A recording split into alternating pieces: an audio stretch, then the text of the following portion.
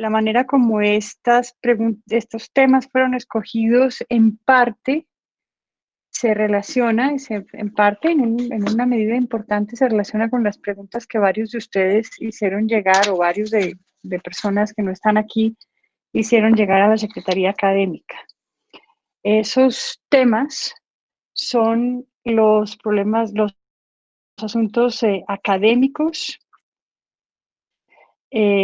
El otro tema es la gestión de los recursos por parte de la facultad. El tercer tema es la consolidación del posconflicto. Y el cuarto tema son los temas relacionados con asuntos de género. Hay un quinto tema y los candidatos acordaron que se trataría en el caso de que hubiera tiempo. Cada uno de los candidatos tiene 10 minutos para trabajar sobre estos temas. Y lo que yo les propuse a ellos y ellos consideraron que les parecía bien es que yo agrupaba las preguntas que ustedes hicieron o que hizo el público, digamos, en torno a esos temas. Algunas de esas preguntas están dirigidas a todos los candidatos y otras están dirigidas a uno de los tres candidatos. Entonces voy a hacer referencia a eso cuando sea el caso. Entonces, el primer tema que se relaciona con los asuntos del presupuesto, con los asuntos de la propuesta académica que cada uno de los candidatos tiene para la facultad, hay las siguientes preguntas referidas a ellos. Esta pregunta primera que hago es para todos los candidatos. Sobre las publicaciones seriadas de la facultad. La pregunta es en particular sobre los recursos para garantizar la subsistencia de esas publicaciones, y también esa pregunta hace referencia a los modelos de medición de las revistas científicas. La pregunta la formula Juan González. Yo les pido entonces a los tres que tengan en cuenta esa pregunta a la hora de hacer su exposición sobre este tema de las propuestas académicas. Otra pregunta referida a ese tema es sobre cómo potenciar el pensamiento y los conocimientos locales y cómo reevaluar las políticas de internacionalización. Esta es una pregunta del Seminario Permanente de Profesores y Profesoras por la universidad.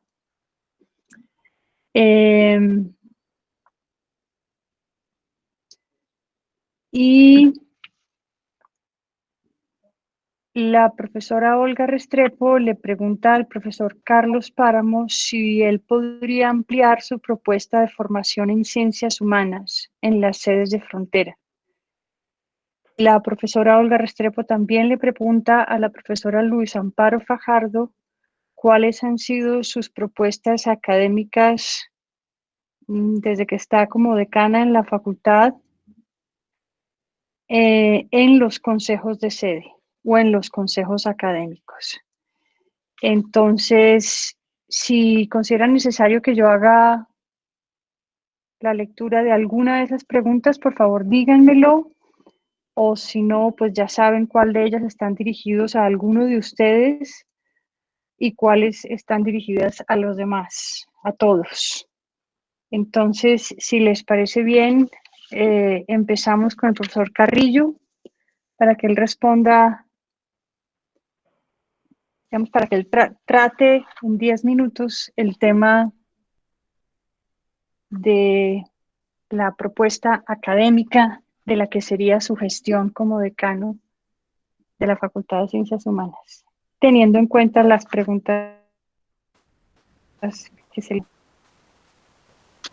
Adelante, profesor.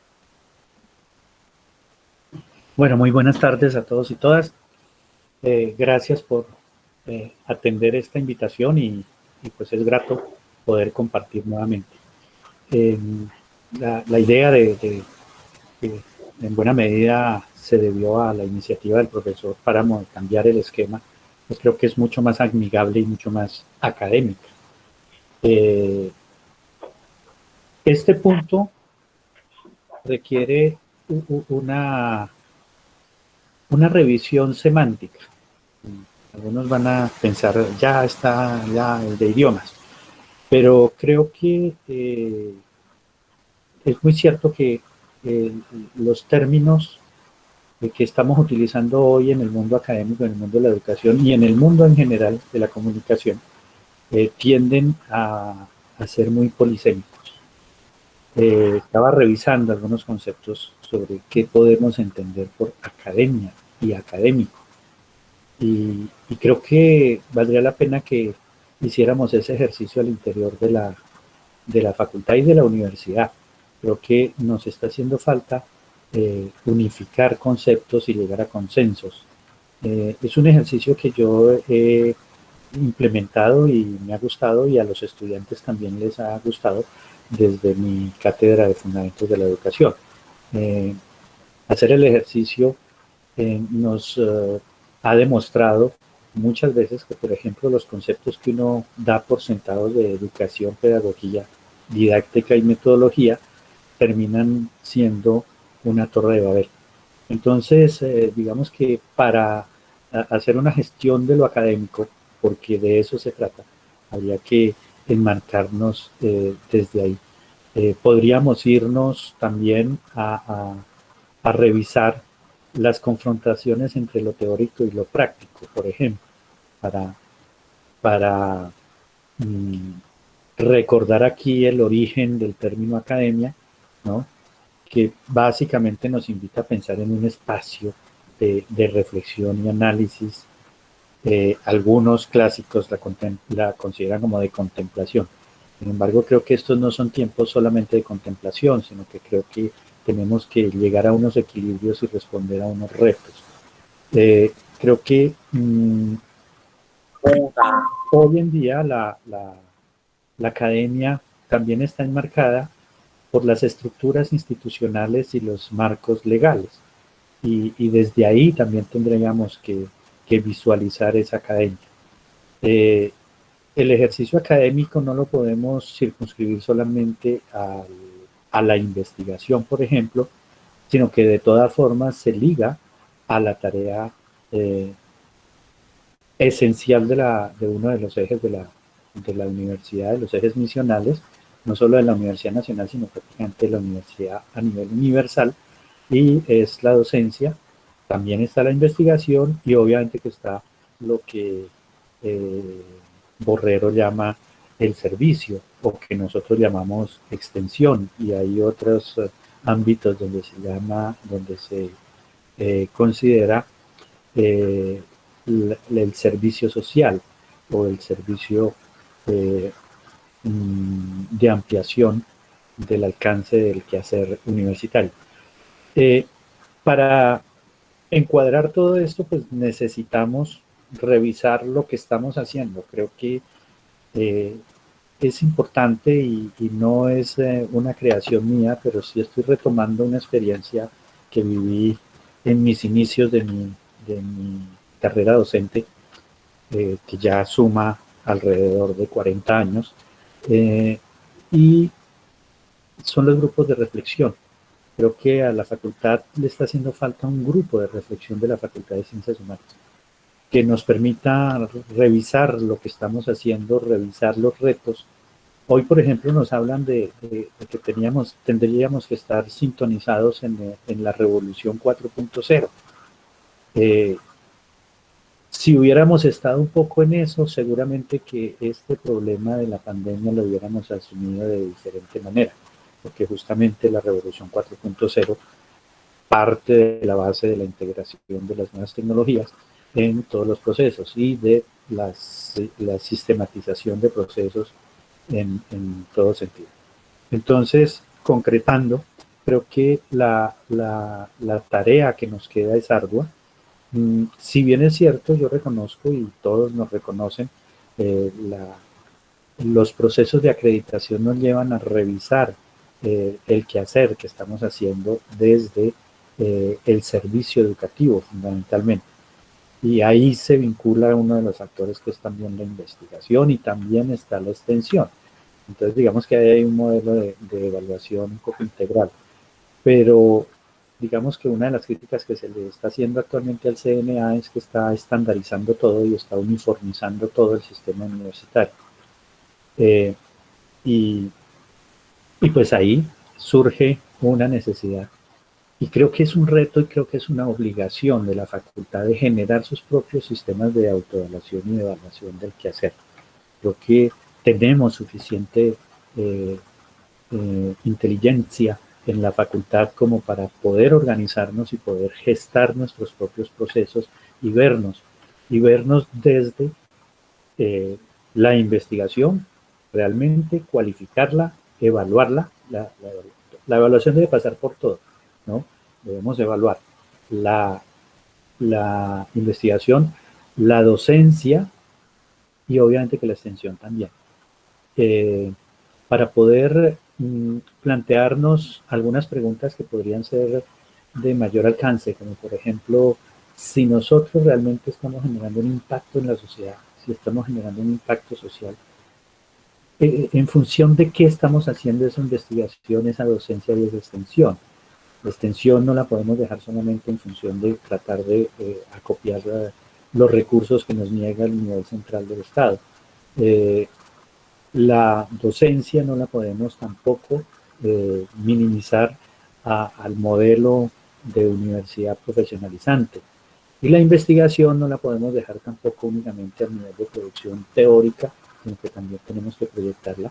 Yo sé que algunos colegas detestan el hablar de la investigación aplicada, pero creo que todos estos tres ejes deben estar en función de la misión de la universidad, y la misión de la universidad tiene que revertirse en la transformación del país, en la transformación de la sociedad, en la transformación de los seres. Ahí tenemos unos retos, por ejemplo, en qué medida nosotros estamos atendiendo a la formación integral desde las competencias básicas que ha promovido la UNESCO, por ejemplo. En qué medida estamos haciendo una formación del ser, una formación en el conocer, es decir, en el aprender a aprender, una formación en el aprender a, a hacer y la que yo considero la fundamental que nos tiene, como nos tiene en este país, y es la formación en el saber vivir juntos. Porque ahí hay un reto también que tendríamos que estar afrontando desde todos nuestros campos. Y en el campo de la organización, para la gestión académica, creo que tendríamos que replantearnos, nosotros criticamos mucho desde la universidad y en particular desde la facultad el modelo económico neoliberal que impera en el país y en el mundo. Y sin embargo tenemos un modelo de organización feudal, donde cada quien está en su nicho, cada quien anda en su señorío y no nos hablamos entre las disciplinas. Quizás por eso, digamos, surge la iniciativa de volver a las áreas unidisciplinares, ¿no? Y abandonar la lucha de la construcción de áreas pluridisciplinares o interdisciplinares. Digamos que yo he tenido la suerte este último año de acompañar el área de ciencias del lenguaje, que para buena fortuna, digamos, es el contraejemplo de esa atomización, y aquí se logró integrar de alguna manera, y ahí reconozco la gestión de mi gran amigo Enrique Orjuela, que logró que, por ejemplo, por lo menos a nivel de posgrado, se haga un solo comité asesor, donde se integran la maestría de lingüística y la maestría de comunicación y medios. Y hemos, creo que, generado unas sinergias y un ambiente de trabajo conjunto que nos ha llevado a visualizar alternativas de gestión académica e incluso de cooperación entre los dos programas. Entonces, es bien importante que vayamos en ese sentido, que constituyamos esos equipos de reflexión, que atendamos las necesidades reales de la nación y que pongamos eso que hemos llamado academia, que en últimas la podríamos resumir en el quehacer integral de la reflexión sobre el conocimiento, la generación del conocimiento, pero también la generación de estrategias que nos lleven a transformar la sociedad. Muchas gracias. Gracias, profesor. Profesora Fajardo.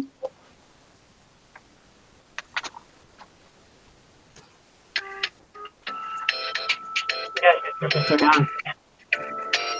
Sí, quiero señalar que el asunto de las revistas, que era una de las primeras inquietudes, pues se enmarca en el proceso de la política editorial que hemos venido desarrollando en la Facultad de Ciencias Humanas desde en los últimos 4 años. Efectivamente, cuando se inició el proceso de mi decanatura hace 4 años, recibimos un golpe fuerte en el que una buena porción de nuestras revistas quedaron por fuera de los parámetros de indexación, pero poco a poco hemos ido trabajando fuertemente con el apoyo, por supuesto, de la facultad, con el apoyo del regulado de la UJI, con buena parte del apoyo que el regulado de la facultad también otorga para este trabajo editorial en general. No solo para mantener a aquellas personas que nos ayudan en las revistas y que nos ayudan en la publicación efectiva de estas revistas, cada vez menos en papel, ¿cierto? Cada vez más de manera de acceso en línea, pero también hemos trabajado fuertemente, como lo señalaba en la ocasión anterior, en el trabajo del centro editorial, y creo que definitivamente tenemos que seguir aportando recursos desde estos 2 regulados que he mencionado, no solamente para que las revistas se mantengan vivas, sino también para que todas las publicaciones que nuestros profesores proponen tengan efectivamente vida propia. Nosotros aportamos una parte importante de nuestro presupuesto para el trabajo editorial, pero también hemos mantenido unas buenas relaciones con centros editoriales de otras universidades, de otras asociaciones académicas y por supuesto con otras editoriales, simplemente de empresas editoriales, que nos han permitido no solamente llevar a cabo la publicación de los textos, sino también poder divulgar y poder hacer conocer nuestras publicaciones en otros ámbitos y en otras latitudes. Regresando al tema de las revistas, en este momento solamente 4 revistas están por fuera de la categorización de Publindex. Por supuesto, no estamos todas en la categoría más alta, pero vamos ascendiendo poco a poco con el esfuerzo inmenso de quienes se dedican a la dirección de cada una de esas revistas y por supuesto con la colaboración de los profesores de cada unidad académica básica y con la colaboración de los estudiantes que también publican allí.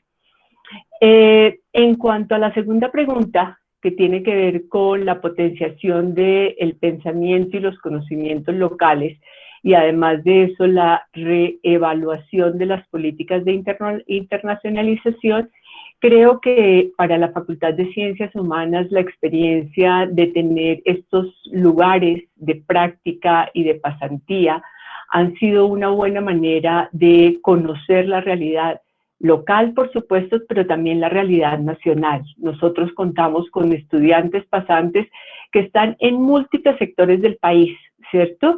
En este momento, quizás por circunstancias que ustedes conocen también de salud pública, muchos de nuestros estudiantes que estaban haciendo pasantía por fuera no pudieron ir, pero finalmente estamos trabajando aquí con la ayuda nuevamente de los profesores, con la orientación de los profesores, que ayuda efectivamente a que los estudiantes no solamente aprendan a analizar lo que es la realidad nacional, sino también a buscar, a encontrar posibles soluciones para cada una de esas problemáticas que se presentan. Y sí, estoy de acuerdo con que las políticas de internacionalización no deben propender solamente porque los estudiantes lleguen a nuestra universidad o vayan a otra universidad a cursar asignaturas. La mayoría de esas asignaturas, tanto aquí como allá, generalmente se valen como asignaturas electivas y no por eso dejan de ser importantes, pero creo yo que definitivamente nuestros estudiantes, los estudiantes que vienen aquí, tienen que traer otras cosas, otros intereses dentro de su maleta, como dice la profesora Nora León por allá en algún video, para que efectivamente puedan aprender de la manera como nosotros investigamos y quienes van de nuestra universidad a otra puedan aprender de investigación, puedan desarrollar un proceso investigativo con otras ayudas, con otras metodologías, con otras orientaciones.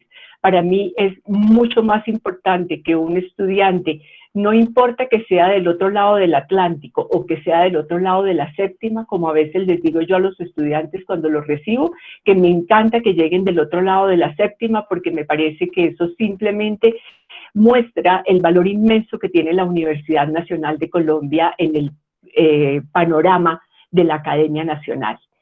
Eso en cuanto a, y por supuesto, la posibilidad de que nuestros estudiantes hagan y desarrollen proyectos de investigación en otra parte o vengan estudiantes de otras partes a desarrollarlos aquí, permite que nuestro trabajo, el trabajo que realizan nuestros docentes, sea conocido en otras partes y eso nos permite efectivamente ampliar las redes. En cuanto a la pregunta de la profesora Olga, tengo que señalar que la política académica de la universidad no solamente se construye en el consejo de sede y en el consejo académico. Por supuesto que allí también hemos estado, pero hay muchísimos otros sectores donde efectivamente la política académica y la política que contribuye a la academia se desarrolla en la universidad. En ese orden de ideas, creo que haciendo alusión a lo que señalaba el profesor Augusto Carrillo, sí es muy importante mantener algunas áreas curriculares. Pienso que en buena medida el área curricular de ciencias del lenguaje funciona, pero hay otras áreas que no. Y yo creo que si yo me mantengo en un cargo como este, seguiré teniendo la lucha para que efectivamente nos reconozcan otro tipo de estructura de áreas curriculares, otro tipo de estructura en la forma como percibimos nuestras disciplinas y como percibimos los programas curriculares que son nutridos por esas disciplinas.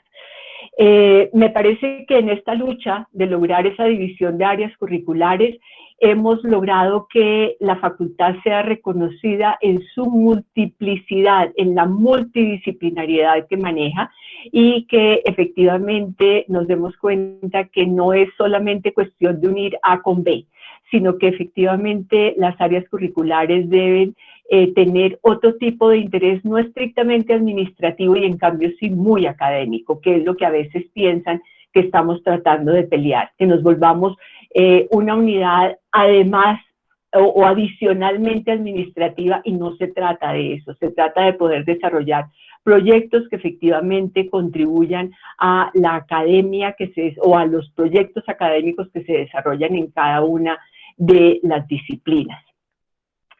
Por otra parte, también hemos hecho muchísimos esfuerzos para que efectivamente logremos que la lengua materna empiece a ser un trabajo mucho más cercano. Ya en otras oportunidades, colegas que me antecedieron y colegas del Departamento de Lingüística han trabajado mucho en esto, en el reconocimiento de la forma como la lengua materna debe trabajarse y debe enseñarse.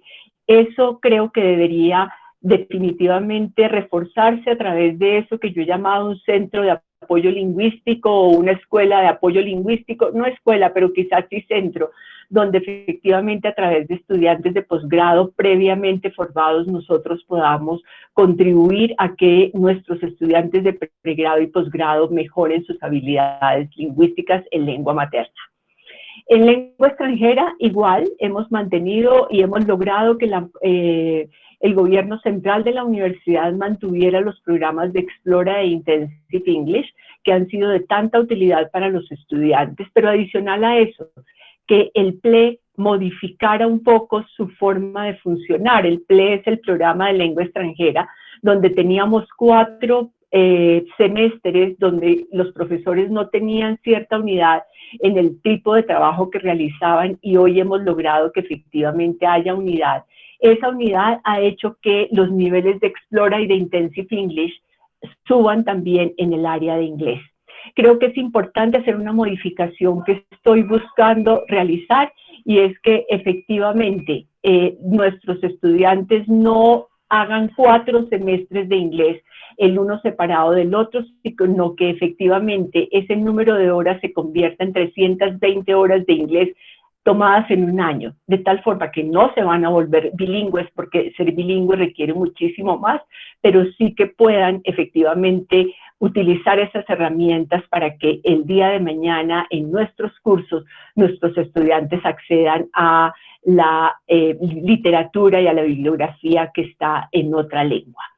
Por otra parte, creo que es importante seguir trabajando en el PEAMA. Yo he sido testiga del crecimiento del PEAMA en la sede Tumaco, y creo que para nosotros como facultad es muy importante, primero, abrirle las puertas cada vez más a los estudiantes de PEAMA, pero además de eso llevar nuestra facultad para que efectivamente se reconozca el valor impresionante que tienen las ciencias humanas, no solamente para manejar otro tipo de conocimiento, sino porque efectivamente va a contribuir al mejoramiento y al mejor trabajo dentro de las comunidades. Entonces, en ese orden de ideas, creo que es importante efectivamente seguir trabajando en pro de contribuir al PEAMA, no solamente llevar esta asignatura que ya hemos logrado que se mantenga de fundamentos en las ciencias sociales en la sede de Tumaco, sino que efectivamente podamos llegar a todos los otros PEAMAs para que los estudiantes descubran que efectivamente hay algo más que está inmerso dentro de nuestras ciencias humanas.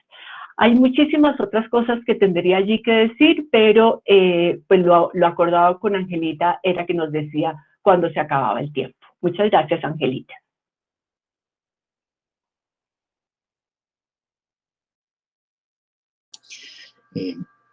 Yo me tomo la palabra porque me da la impresión que la profesora la profesora Uribe, ya está por acá. Bueno, supongo que es mi turno, y en aras de una pregunta que demanda de muchísimo tiempo, tomo la palabra. Con la venia de ustedes, les saludo, muy buenas tardes. Y saludo además pues que se haya cambiado el formato a esta modalidad, que probablemente sea mucho más amable y que no requiera, en el mejor de los sentidos, de mayor confrontación, al menos en lo que atañe al tiempo que tenemos para desarrollar nuestros planteamientos.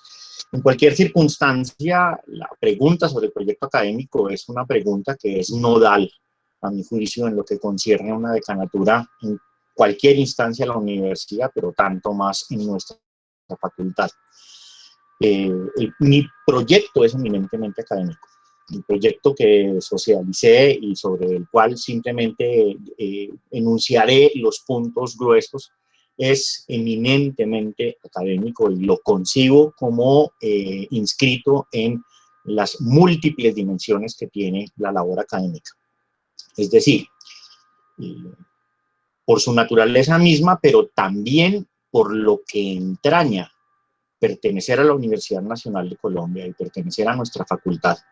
Estimo que el trabajo académico abarca todas las dimensiones de nuestra existencia como personas, bien sea como estudiantes, bien sea como docentes, bien sea como administrativos incluso.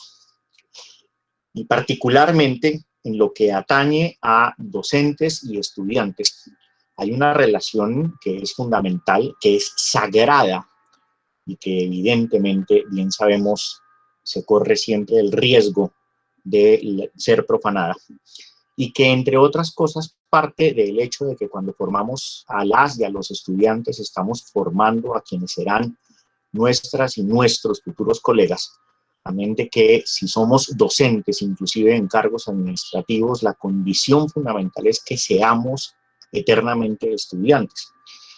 Y por eso mismo, en cualquier circunstancia, estimo que todo lo que se adelanta desde la facultad es eminentemente académico en su esencia. Los puntos del programa, vuelvo y digo, no tengo tiempo para explayarme demasiado en ellos, son uno que me parece fundamental, y yo lo sintetizaría como el principio fundamental de lo que yo estimo como necesario, no solo para la vida académica, sino para la vida universitaria, y que creo que es lo que se ha perdido sustancialmente, y es el ser y formar buenas personas. Ser buena persona puede parecer una declaración vacua de principios, pero es fundamental en una universidad que tiene como compromiso mayúsculo la construcción de nación y el fortalecimiento de la ciudadanía. Ser buenas personas pasa por muchas dimensiones, bien lo sabemos, que están abiertas a muchas discusiones, que demandan ser examinadas críticamente, pero que en lo fundamental implica formar personas para que sean solidarias, para que sean honestas, para que sean generosas, para que sean personas buenas en sus vecindarios, en sus familias, en sus relaciones de trabajo, para personas que no abusen del poder, para personas que respeten y defiendan la diversidad cuando demanda ser respetada y defendida, personas que se indignen ante la injusticia social y que obren en consecuencia para transformar la realidad. Yo quiero insistir mucho en ese último punto porque es algo que en lo que va de mi vida en la Universidad Nacional, desde que estoy en pregrado hasta este momento, he visto que ha perdido un peso sustantivo en nuestra facultad. Y es la idea de transformar la realidad, la idea de cambiar el mundo. Yo creo en eso, y es algo que continuamente le pregunto a mis estudiantes, quiénes creen en cambiar el mundo. Y yo sí creo en transformar las relaciones sociales. Y en esa medida, todo proyecto académico es también un proyecto político. Creo que el segundo punto es una facultad que intervenga en la vida de la universidad, y eso también me parece fundamental. Digamos, el ejercicio académico pasa por también tener incidencia en la universidad y en el campus. Y si me permiten decirlo, la primera prioridad que yo tengo pensada es justamente la intervención hacia la universidad. En primer lugar, hacia el ámbito de la facultad, en segundo lugar, hacia el campus, en tercer lugar, hacia la universidad como proyecto y como institución. Es decir, interviniendo no más dentro de la universidad, dentro de su población, dentro de su espacio físico, dentro de sus relaciones de toda índole, es intervenir en una buena medida en la vida del país. Y creo que se ha perdido también esa dimensión. A veces estamos excesivamente preocupadas y preocupados por tener incidencia hacia afuera de la malla. Y dentro de la malla, que ante todo es un elemento simbólico, tenemos mucho que hacer y tenemos que atender a una población estudiantil, para comenzar, llena de enormes angustias, de enormes contradicciones, y que no ha sido bien tratada por la vida en estos tiempos, que ha tenido que experimentar la frustración de un proceso de paz traicionado, que ha tenido que encontrarse todas las veces con el totalitarismo estúpido, etcétera, y que evidentemente pues está inserta dentro de una lógica de comunicación que es compleja. Creo en la presencia de la facultad a nivel integral en todas las sedes, de eso hablaré más adelante. Creo en la creación de opinión pública y en el papel fundamental que tiene la facultad para eso. Y bueno, asuntos que atañen a la labor docente y las cargas laborales. Y otra cosa que me parece fundamental, sin despecho de la importancia de la investigación, es reconocer la fundamental y prioritaria labor nuestra como docentes, que creo que es una función que paulatinamente ha perdido realce en la universidad. A veces creo que es una universidad de investigación donde las funciones secundarias son la docencia, y la docencia es el lugar fundamental, y eso implica no solo competencias en la docencia, sino que implica también una serie de valores personales que no pueden estar en entredicho. Con respecto a las preguntas puntuales, bueno, otra cosa que igual quería decir. Yo creo que una de las misiones que tiene la facultad es entrar a cuestionar los sistemas de evaluación que tenemos, y creo que esta circunstancia de la pandemia nos ha permitido auscultar dimensiones al respecto.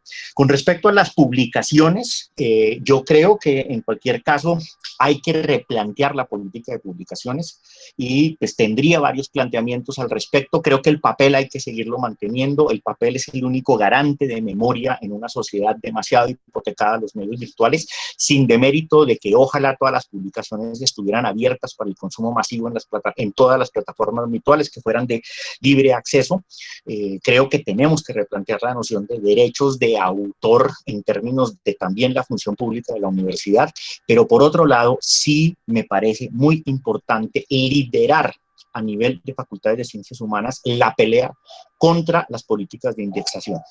Y en eso quiero ser absolutamente claro. Son políticas en las que no creo, que me parece que están hechas de una manera torpe y obsecuente con intereses del gran capital y que verdaderamente no se compadecen con las realidades de la investigación y la producción académica en nuestro contexto. Razón por la cual también me parece importante fortalecer la investigación no solo de docentes, sino también de estudiantes.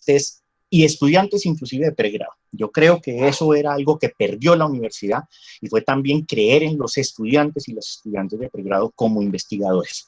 Y la figura que se asumió fue una figura que es la de los llamados semilleros, que muchas veces lo único que sirven es como lugares para enajenar el trabajo de los estudiantes. En términos del pensamiento local, me limitaría simplemente a decir que yo creo, y es lo que defendí una y otra vez, es que el problema con no solo la población que viene de las sedes de frontera, sino con las personas que vienen de otros contextos a la universidad, no es tanto prioritariamente el de cómo les formamos, sino el de cómo nos dejamos también permear por ellas y por ellos y cómo podemos aprender de ellas y de ellos. Algo que le falta completamente a la Universidad Nacional e inclusive a nuestra facultad es tener la humildad y la apertura para aprender, por ejemplo, de nuestras y nuestros compañeros en la sede de Tumaco, en la sede de Leticia, en la sede de Arauca, en la sede de San Andrés, en Sumapaz, en La Paz, donde sea. Es decir, tiene que haber programas que incorporan el conocimiento que ellas y ellos nos pueden dar y que nos planteen otras formas de evaluar, que nos planteen otras formas de enseñar, que inclusive pongan en sano entredicho el peso unánime del régimen de la lectoescritura. La oralidad, por ejemplo, sigue siendo fundamental y yo creo que tenemos mucho que trabajar. En términos de la internacionalización, yo creo que este es un momento que en cualquier caso admite pensarlo de otra manera. Probablemente aún no sabemos si nos encontraremos en este escenario todavía en 1 año y medio, en 2 años, y esto permite otras posibilidades y también pues tendrá que incidir en las políticas de movilidad, etcétera, etcétera, etcétera. Y con respecto a las sedes de frontera, para ahorrar el tiempo, pues yo creo que la presencia de la facultad en cualquier caso sigue siendo enormemente tímida y discrecional. No consigo que en todas las sedes de frontera no se ofrezcan todos los programas de la facultad. No consigo que alguien en Tumaco no pueda acceder como primera opción a antropología o a historia o a geografía.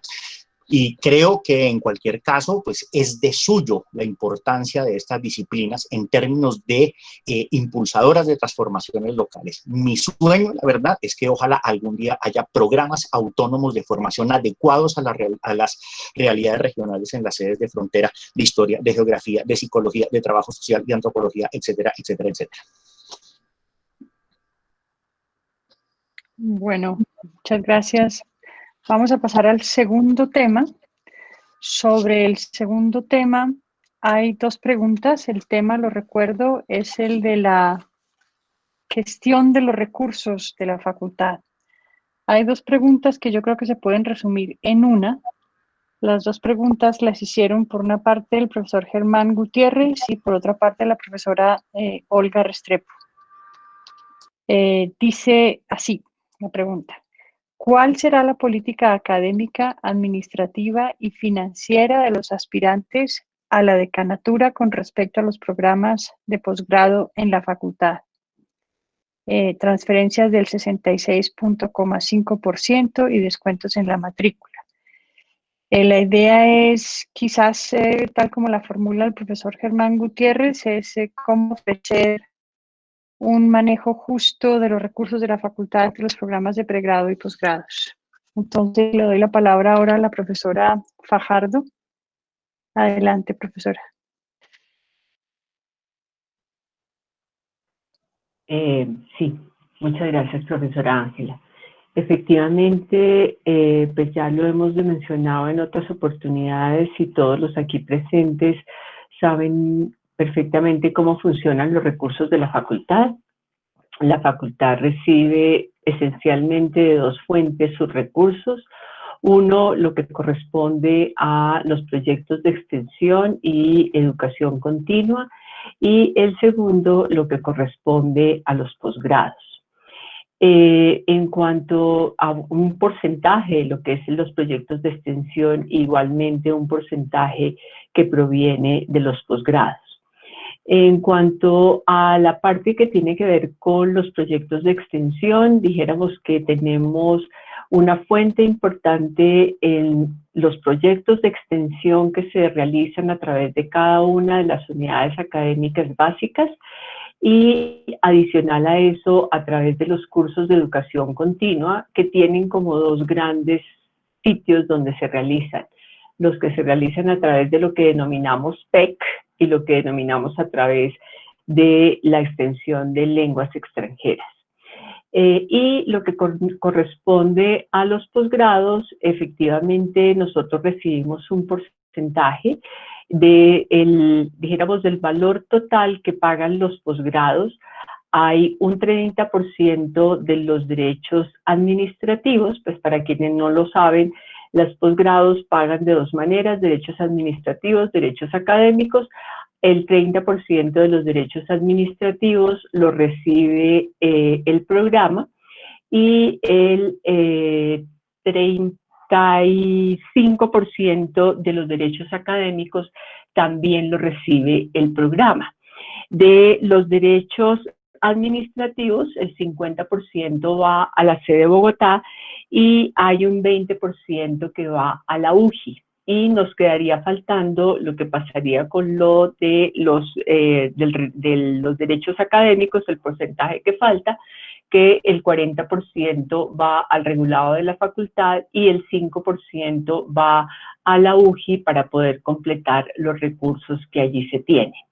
Entonces dijéramos que con ese 40% que nosotros recibimos de los posgrados, pues dijéramos que lo unimos a todos aquellos elementos o a todos aquellos ingresos que tenemos, y efectivamente damos cuenta, por un lado, y es donde nosotros tenemos, dijéramos, la mayor cantidad de plata invertida, que es en las órdenes de prestación de servicio de apoyo a la gestión. En este momento y desde hace ya unos 3 años aproximadamente, parte de esas órdenes de prestación de servicios se ven engrosadas por el número de personas, asistentes que colaboran en todos los procesos de autoevaluación con fines de acreditación, para que efectivamente le colaboren a los coordinadores de pregrado y posgrado en la construcción de esos documentos que se requieren para que efectivamente la mayoría de los programas de la facultad hoy cuenten con la acreditación por varios años. Entonces, dijéramos que allí hacemos una inversión muy importante de los recursos de la facultad. Pero hay una parte de los recursos de la facultad en los que quiero hacer especial énfasis, y es en la manera como esos dineros que entran sí de los posgrados, pero también de los proyectos de extensión, se revierten en los mismos estudiantes de posgrado, por ejemplo. O sea, en este momento la facultad hace apoyos por 270 millones de pesos a estudiantes que son auxiliares de docencia. Eso es un trabajo importante que se ha realizado desde la gestión, desde la vicedecanatura académica, porque como lo he señalado siempre, estamos convencidos en la facultad de que el apoyar a nuestros estudiantes de posgrado para que sean auxiliares de docencia no solamente garantiza profesores de gran calidad, sino que estamos preparando el relevo generacional, que es cada vez mayor dentro de la universidad. En cuanto a los otros recursos, ¿en qué más los invertimos? Los invertimos, por supuesto, en la política editorial, ¿cierto? En este año, por ejemplo, desde el genérico de la facultad, de ese 40% que recibimos de los posgrados más el porcentaje que nos corresponde de extensión, también estamos apoyando con 140 millones de pesos lo que tiene que ver con las publicaciones, no solamente de las revistas, no solamente de los documentos, dijéramos, de los libros, sino que también nos permiten efectivamente apoyar otro tipo de eventos que se pueden hacer allí desde esta parte que tiene que ver con los centros editoriales y con la promoción de esos textos que tenemos nosotros dentro del centro editorial. También utilizamos esos recursos que tenemos en la facultad para apoyar a los estudiantes monitores. Los estudiantes monitores para nosotros son muy importantes, no solamente porque le ayudan a los profesores, le colaboran a los profesores, sino porque efectivamente estamos garantizando que nuestros estudiantes hagan un trabajo remunerado al interior de la universidad y puedan efectivamente aprender de sus profesores. Tenemos que seguir apoyando este tipo de trabajo. Cada vez tenemos que tratar de tener un mayor número de auxiliares de docencia, un mayor número de monitores y efectivamente poder apoyar cada vez más a nuestras publicaciones y a nuestros estudiantes para que puedan ayudar en los procesos de acreditación y de evaluación de los programas. Me parece que es igualmente importante señalar que cada vez menos utilizamos recursos de la facultad en profesores ocasionales. Por supuesto, siempre tendremos que hacerlo, pero cada vez estamos tratando de lograr mayor cantidad de recursos desde los recursos nación, para que efectivamente lo que nosotros recibimos, los dineros que nos llegan a la facultad puedan ser revertidos en los programas mismos, en las ayudas a los estudiantes, en las ayudas de todo tipo, porque estamos hablando también de aquellas ayudas que nosotros podemos darle a los estudiantes de pregrado a través no solamente de los apoyos que tradicionalmente venimos dando, sino que, por ejemplo, en esta situación donde hemos tenido circunstancias difíciles y dependiendo de las posibilidades que nos presenta la universidad, podamos revertir parte de esos ingresos en otro tipo de ayudas que tengan que ver, por ejemplo, con apoyo en eventos académicos, con apoyo para la conectividad y para todas esas circunstancias que han surgido como objeto de esta pandemia. Muchas gracias. Gracias, profesora. Le doy la palabra entonces al profesor Páramo. Bien, gracias. A ver, este es el tema más espinoso posible, en la medida en que cualquier cosa que uno pueda decir sobre el presupuesto se basa sobre una serie de supuestos en una época enormemente incierta. Debo decir, en cualquier caso, que me parece que la actual administración en ese aspecto pues, ha hecho un manejo de los recursos que, aunque a veces podemos tener algunos desacuerdos, ha sido eminentemente cabal y se ha hecho de manera juiciosa y se ha hecho de una manera enormemente mesurada y pulcra. El problema es, no es tanto, creo yo, desde la decanatura, sino en términos de el continuo tire y afloje con un nivel central que a su vez está en un continuo y desesperado tire y afloje con el gobierno.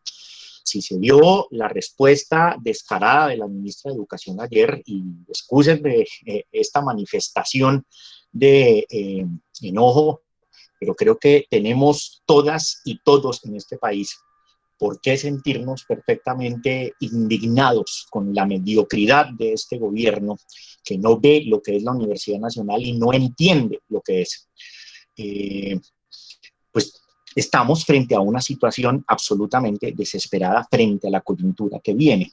Es decir, interrogarnos en este momento por el presupuesto es interrogarnos sobre una crisis económica, una crisis de vida que verdaderamente aún no hemos logrado auscultar qué profundidad va a tener. Apenas si estamos experimentando las primeras oleadas de un tsunami que con seguridad habrá de abrumarnos y que toca en primer lugar y directamente a nuestras y nuestros estudiantes. Tal suerte que lo primero que yo debo decir es que para mí el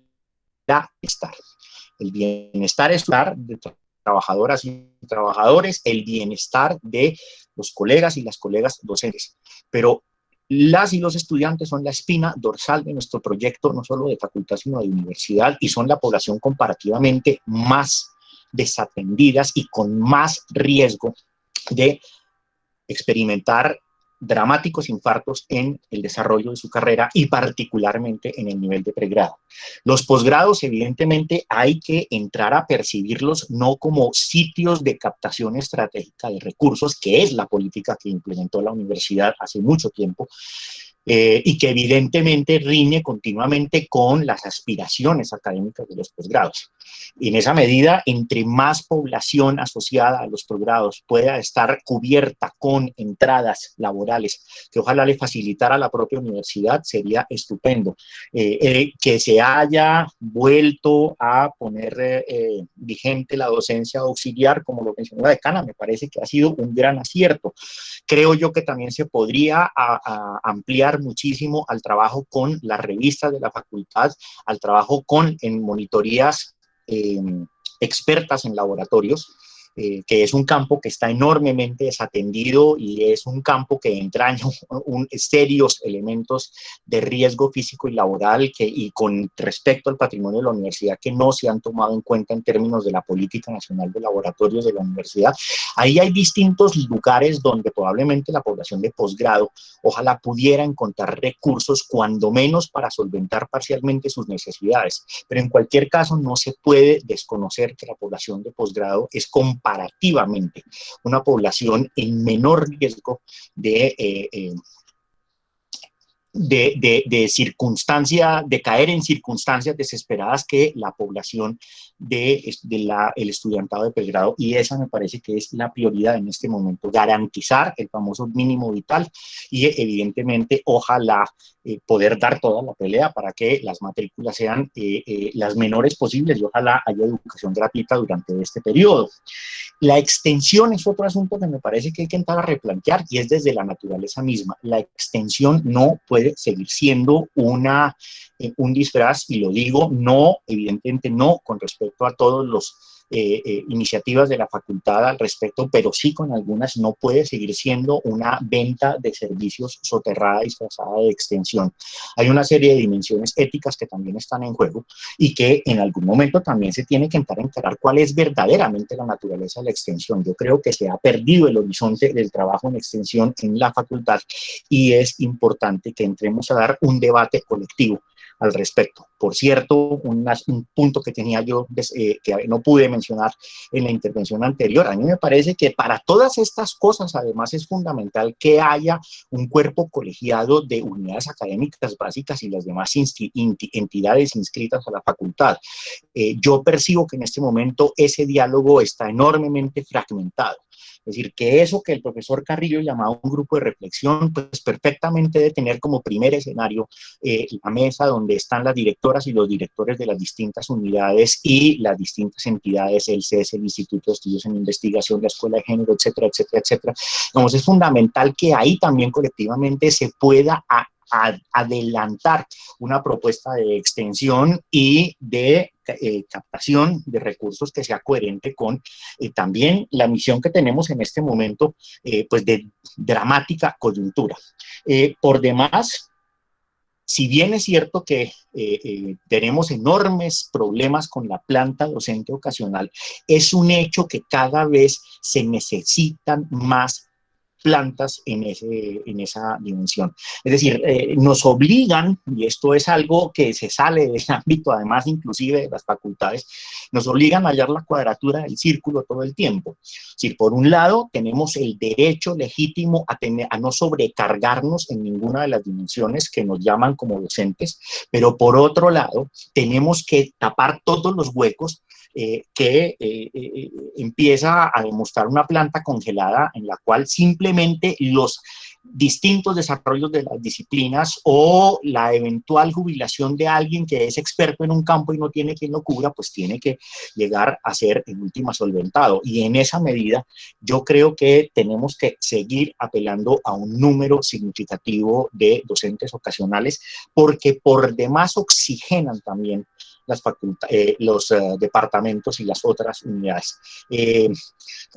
El relevo generacional es fundamental que nuestras y nuestros estudiantes ojalá encuentren destinos dentro de nuestra universidad y ojalá sean destinos como docentes, pero también es importante que evidentemente nos abramos a el mundo en el sentido de discusiones que provienen de otros lugares o que incluso vengan portados por egresadas y egresados de nuestra universidad, pero que han tenido desempeños en otros lugares y que tienen cosas importantes para sumar a la discusión, y para eso pues necesitamos tener fondos para contratarlos.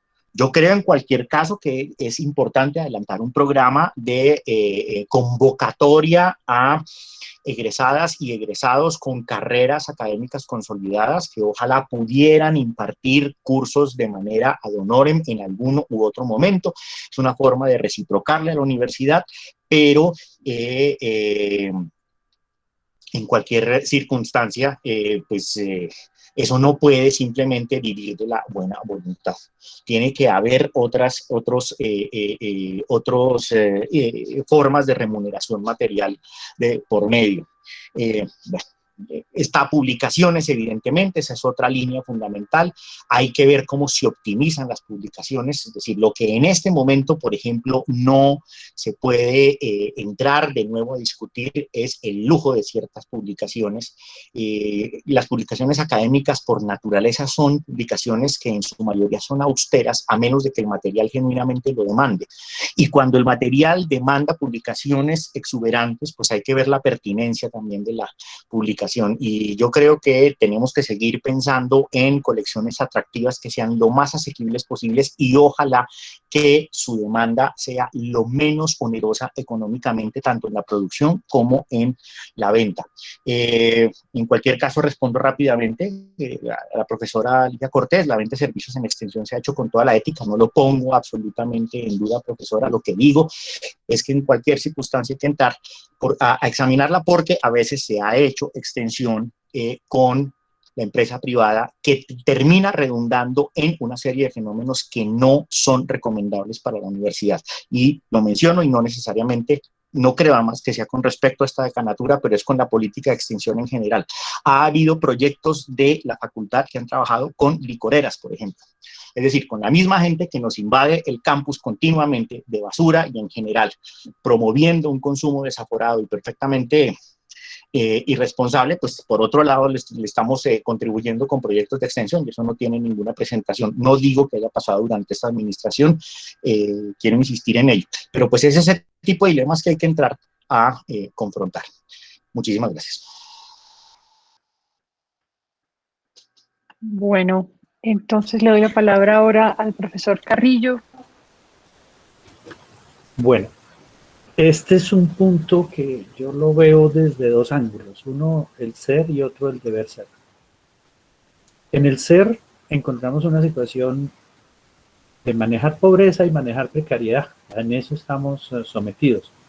La universidad no debería estar, y la facultad en particular no debería estar pensando en que debe acopiar recursos y rebuscar formas de autofinanciación. Pero ese es el ser, y mientras la estructura y mientras no se den otros pasos en otro nivel, pues habrá que atender también a los retos que esto implica. Sin embargo, cada vez encontramos más amenazas. Esta mañana, invitado por UN Análisis, hablábamos en torno al proyecto de ley 195 del 2019, que propone que los institutos de investigación adscritos o reconocidos por Colciencias ofrezcan programas de maestría y doctorado.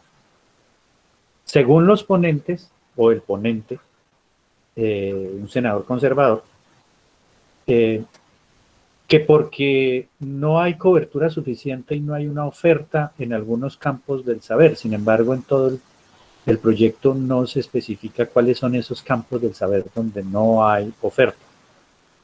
Y lo otro, que tiene que ver con los costos. Según ellos van a ofrecer posgrados mucho más económicos que lo que ofrecen las universidades. Creo que ahí hay un reto para nuestros programas, pero también es otra cachetada. y es una situación que pone en entredicho la coherencia en el mismo Congreso. El lunes pasado se dio el foro sobre la educación superior en la Comisión Primera del Senado también. Quienes han aprobado esto son los de la Comisión Sexta. En la Comisión Primera hubo un compromiso que se debe definir hoy, la conformación de una comisión accidental para estudiar la reforma de la Ley 30, aunque enfatizan en los famosos artículos 86 y 87, que si bien tienen que ver con lo financiero, no son los únicos que tienen que tocarse en la reforma de la Ley 30. La Ley 30 es la que nos impone que debemos producir recursos propios para autofinanciarnos. Y en la norma aparecía que esos recursos estarían en el orden del 48%. Hoy está revertido el porcentaje. Hoy la universidad tiene que producir más del 52% de los recursos como propios. Y para eso tiene que salir al mercado. No hay otra forma. Tiene que competir en los ámbitos no solo de formación, sino también a través de la extensión, de asesorías, de consultorías y pues también la educación continua y los proyectos puntuales de acompañamiento a requerimientos ya sea de lo público o de lo privado. Y en lo privado pues pueden presentarse algunas circunstancias que habría que analizar a fondo, como la que describió el profesor Páramo.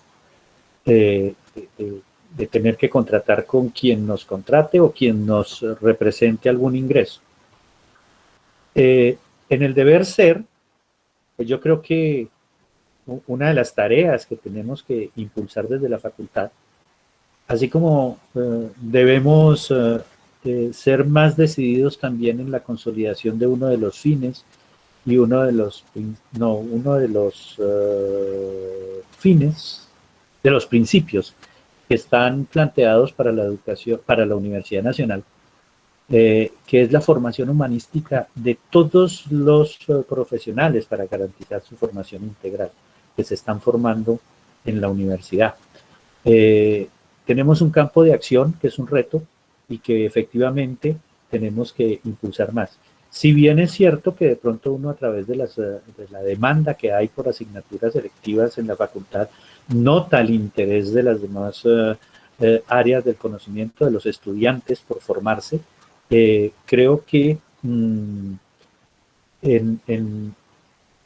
la distribución de las tareas, esta es una tarea fundamental, el de proyectarnos hacia adentro, pero también el que tenemos que incidir en adelantar esas tareas fundamentales de apoyo a los procesos que se den de reforma para garantizar no solo coyunturalmente, por ejemplo, ahorita una matrícula cero, sino que eso se convierta en algo permanente, no en las circunstancias actuales donde pues la universidad hace un esfuerzo, lo viene haciendo, pues según las cifras que nos presenta la rectoría, ya hay un cubrimiento de matrícula cero significativo que pues se traduce en el apoyo a los programas PAES, PEAMA, etcétera, pero también hace falta ir más allá y ampliar esa matrícula cero.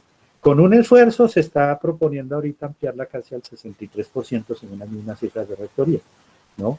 Pero todavía queda un 37% que en las actuales circunstancias no necesariamente porque tienen un PBM alto, quiere decir que sus familias y sus circunstancias sean las más adecuadas para poder enfrentar los costos que seguramente son los más altos, pues porque por el PBM ellos son los que más pagan.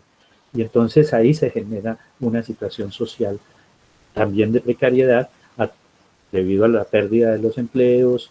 Hay muchos estudiantes también que están calificados con un PBM alto y que sin embargo ahorita se quedaron también sin trabajo porque hacen el esfuerzo de autofinanciar sus estudios.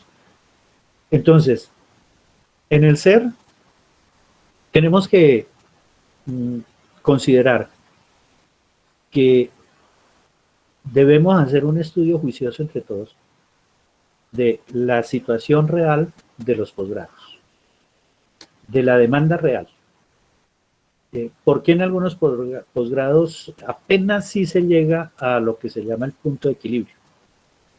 En otros, prácticamente se está trabajando casi que a pérdida. Y son muy pocos los que realmente tienen una demanda bien amplia, de la cual se pueden prácticamente cubrir todas las plazas que se ofrecen. Pero de todas formas, tenemos que ver qué es lo que está pasando. Son los costos. Ese es un factor. El proyecto de ley que mencioné habla de los costos, pero antes de que ellos se pongan a competir con las universidades abriendo nuevos programas, yo creo que si quieren atenuar el problema de los costos, es que amplíen también el programa de becas que ofrece Conciencias, ¿no?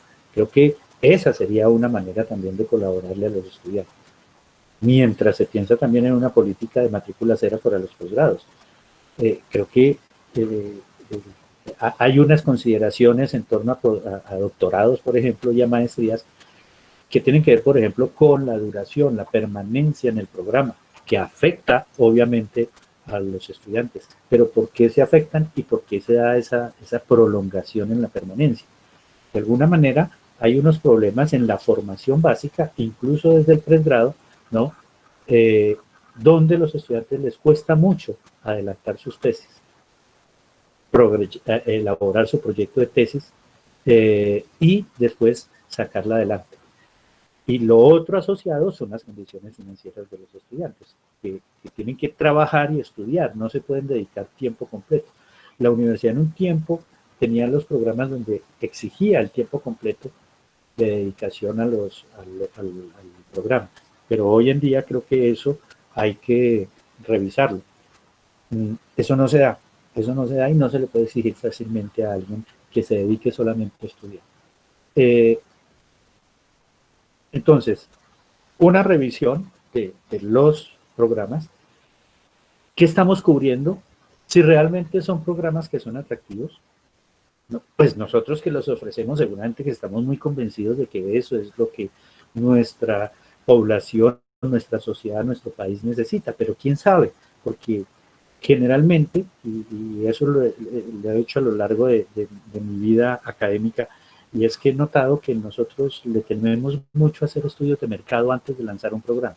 Creemos que solamente porque nosotros tenemos el saber, a veces deificando el conocimiento, ya, eso es palabra sagrada y eso es lo que tenemos que ofrecer, pero no nos tomamos el trabajo de consultar la sociedad, la empresa, si es el caso, las instituciones para ver qué es lo que están esperando y qué es lo que aspiran a obtener como formación. Lo otro es la reforma interna. Tenemos que propender por una reforma del Estatuto General y del Estatuto también del acuerdo que regula las transferencias en este sentido de los recursos que se generan en las facultades, porque cada vez el nivel central está como pidiendo un poco más y cada vez nosotros pues nos vemos más a gatas para poder producir.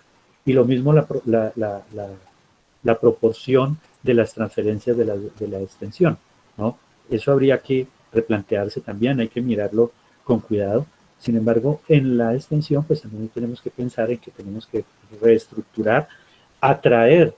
Yo sé que hay mucho profesor y hay mucho programa a veces, hay muchas demandas y hay muchas convocatorias que el mismo profesor John Williams lo mencionaba en el encuentro anterior, nos decía, hay propuestas, pero no hay quien se interese.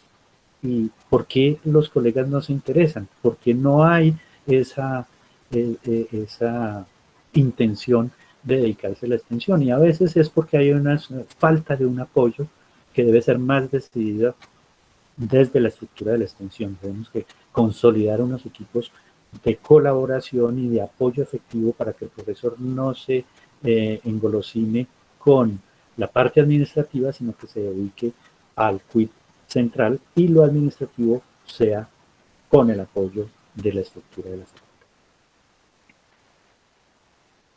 Bueno, entonces vamos a dar paso a las reflexiones de los candidatos sobre el tema que ellos identificaron como el tema 3 y que refiere a la consolidación de el proceso de paz, digamos, en momentos de posconflicto. Hay una pregunta que se refiere a eso, de hecho hay dos, pero yo la resumí en una porque las dos eran la misma. Esa pregunta, tal como se formula, la hace Nayeli Fajardo.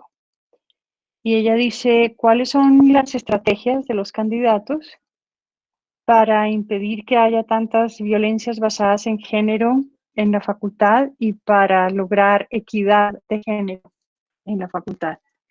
Entonces le doy la palabra al profesor Parham. Bien, pues la pregunta de Nayeli es una pregunta pues, que está enormemente a flor de piel en este momento. Y bueno, entreverada con el asunto más amplio en el cual está subsumida esta pregunta del conflicto y paz. Espero que el tiempo alcance, porque de nuevo pues, se trata de un eje fundamental y grueso. Comienzo por la cuestión de género para darle curso a esta inquietud que se repetía creo que un par de veces también en las preguntas. A ver, lo primero que creo que hay que reconocer es que hay una dimensión histórica del problema y es una dimensión que va en dos sentidos. Últimamente se está hablando de negligencia histórica, pero lo que es cierto es que hace 25 años este no era un asunto que concitara tanta atención ni de lejos como hoy. Eso ni mucho menos significa que no sea igualmente reprochable hace 25 años que hoy, igualmente sancionable y condenable. El punto es que el espíritu de los tiempos ha vuelto un hecho absolutamente sensible. Y mi punto es que hay que entrar a atacarlo de frente y atacarlo de manera absolutamente contundente, inequívoca e inexorable. Creo que el asunto no solo está en los problemas de acoso y de abuso sexual. El problema está justamente en de nuevo, todas las dimensiones del ejercicio del poder, al cual el mundo académico es proclive a caer en toda suerte de desacomedidos. El mundo académico, tal y como lo conocemos, es un mundo que en una buena medida es enormemente odioso, es equívoco, se fundamenta en la mezquindad, se fundamenta en preservar el sistema de castas de la colonia. Es el mundo que se mata, donde todo el mundo se mata por valer más, por firmar PhD. Y evidentemente eso también entraña relaciones de poder. Y reentraña relaciones de poder de toda índole. De suyo también está que evidentemente donde hay relaciones jerárquicas está la posibilidad de que se abuse de estas de muchas maneras. Y a mí como me preocupa absolutamente el problema del acoso y del abuso en índole sexual o con todas las maneras de violencia de género, me preocupa el abuso en clase, el abuso académico. Me preocupa las profesoras y los profesores que matonean a sus estudiantes y me preocupa a los estudiantes que matonean a sus compañeros y me preocupa a estudiantes y docentes que matonean a las empleadas o los empleados administrativos y a los vigilantes de la entrada. Digamos, lo peor de nuestra sociedad se sale en esos ejercicios cotidianos de poder. Y creo yo que hay que entrar a intervenir eso de una manera integral. En términos probablemente de las denuncias que están en curso, hay que garantizar que éstas sigan su curso, hay que velar porque la universidad verdaderamente las atienda, siempre respetando dos principios que no tienen por qué ser antagónicos. Uno es el principio de buena fe de quienes son denunciantes, es decir, que se parte de que están obrando con buena fe y que lo que dicen es muy probablemente objeto de examen porque puede ser cierto, y por otro lado la presunción de inocencia, que también en el momento en que la cuestionemos evidentemente estamos entrando en una situación enormemente compleja como sociedad.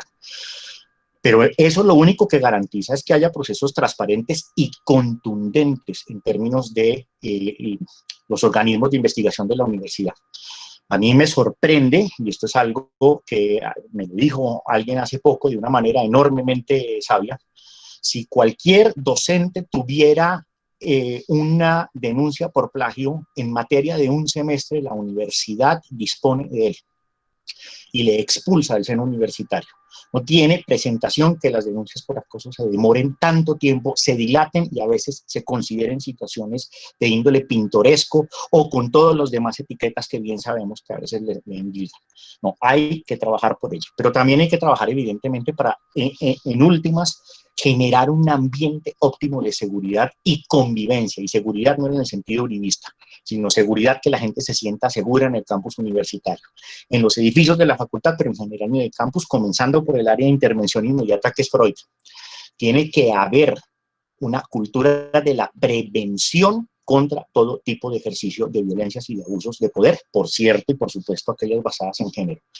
Creo yo que se puede intentar aplicar un modelo de gestores de convivencia que comiencen con todas las cohortes en todas las carreras, que estén formadas y formados debidamente para poder entrar a mediar en primer nivel esas circunstancias y, por supuesto, fortalecer las instancias de supervisión disciplinar y de convivencia, tanto estudiantiles como docentes y con respecto a administrativos, de una manera mucho más calibrada y a tono con las demandas sociales de este momento.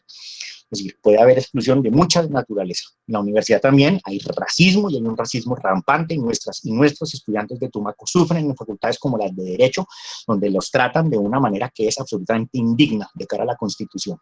Entonces, eso es un asunto en el cual la facultad tiene que trabajar tanto en el seno de la facultad como mandando un mensaje muy claro hacia la universidad.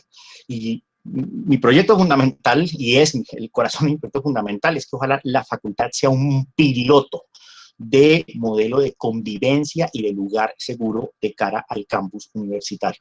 Para eso es fundamental el concurso, además, de los grupos estudiantiles, de las colectivas, con los colectivos, o como quieran autodenominarse, las distintas organizaciones estudiantiles. El diálogo ahí es fundamental.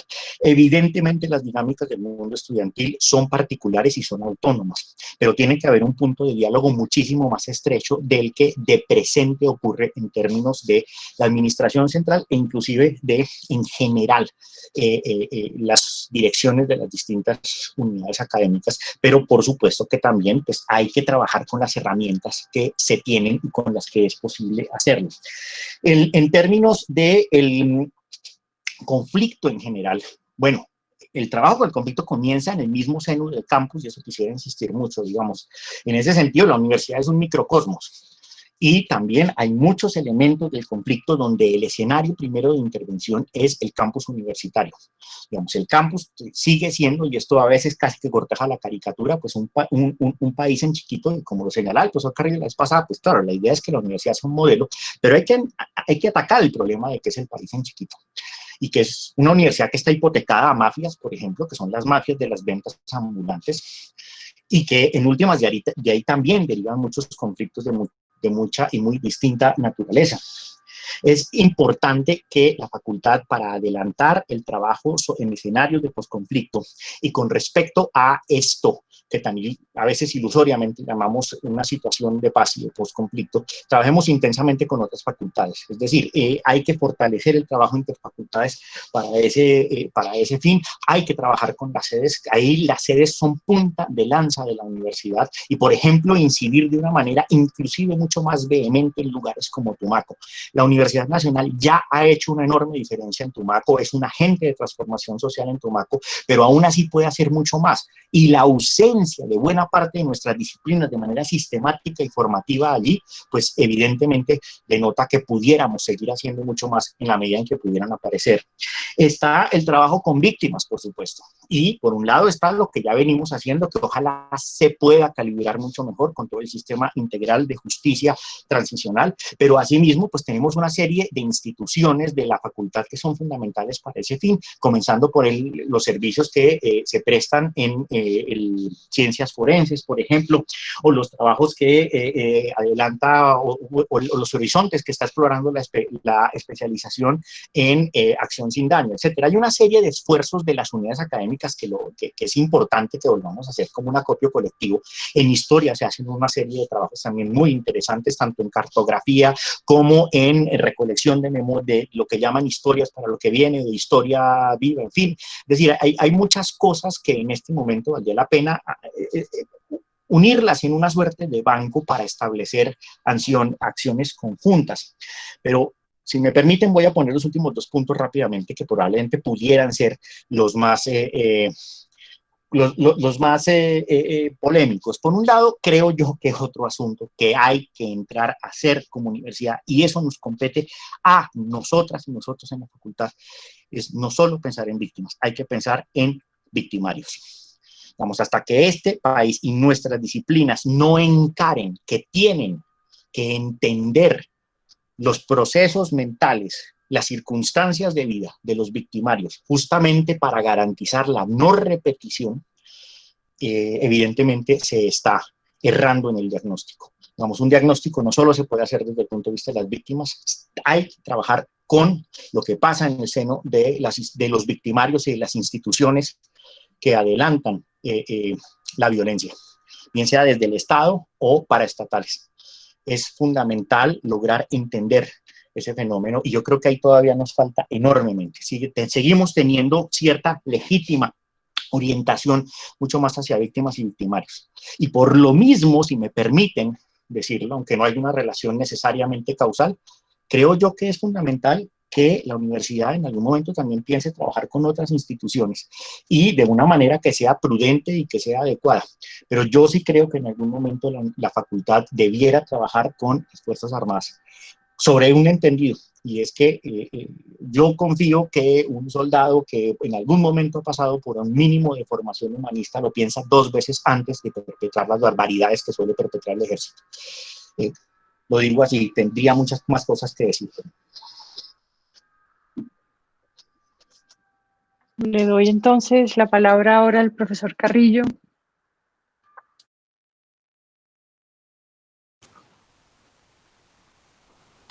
Bien, con este tema, no sé cómo se entretejió un poco ahí entre posconflicto o posacuerdo y género, pero bueno, porque el posconflicto lo habíamos planteado como para trabajarlo en otro punto, ese es el otro eje.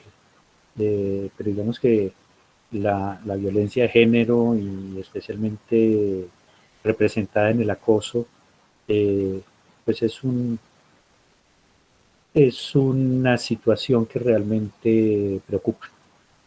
Sin embargo, pues digamos que sí, hay que ver cómo se agilizan los procesos dentro del marco del respeto a los derechos de todos, porque pues digamos que en un país con un sistema estatal enmarcado en la legalidad, como dice el presidente, pero más allá, un sistema de derecho y no un modelo como pretenden algunos de opinión solamente. En un sistema de derecho pues hay procedimientos y hay conductos y hay instancias en todo el proceso, ya sea disciplinario, penal o administrativo.